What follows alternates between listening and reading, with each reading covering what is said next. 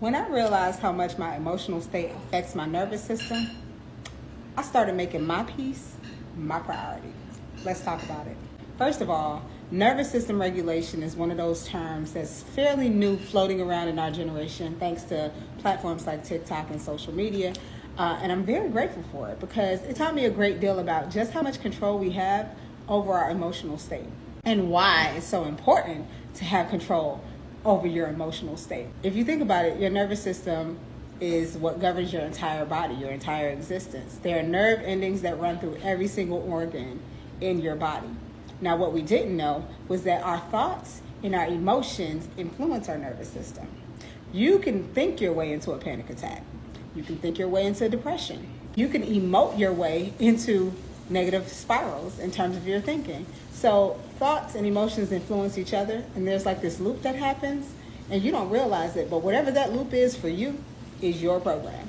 And so you got to get acquainted with your program. I'm always talking about modalities like meditation on my platform because I find that it's one of the most effective ways to get to know your program. It's one of the most efficient ways to be able to address limited beliefs, things that no longer serve you, patterns that no longer serve you.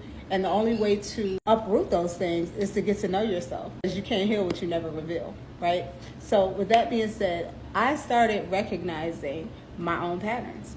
I started recognizing things that triggered me, and I started getting to the root cause of why it triggered me, the beliefs that I held beneath the surface. And so when I started understanding myself a lot more, I started recognizing, okay, number one, some of these beliefs I no longer want to believe because it's contradicting the very life that I want to create. Okay, so then what do I do about it? What I do is I challenge myself to change in that moment. I challenge myself to think a different thought. I challenge myself to tune into a potential where I can feel a different feeling on the same subject because I'm no longer looking at it from the same lens, right? And so that is how I started to make my peace my priority. When I would face a circumstance that was unpleasing to me, rather than panicking or responding in a way that was rooted in my program, the pattern that I had practiced, the conditioning that I had done to myself over time throughout my life, I decided to change in the moment. And I said, I'm going to look at this differently. I'm going to give what I'm observing a new meaning. And what does that do for my nervous system? It gives me an opportunity to soothe myself on a topic that would have normally triggered me, right? Now, why does that give me the power?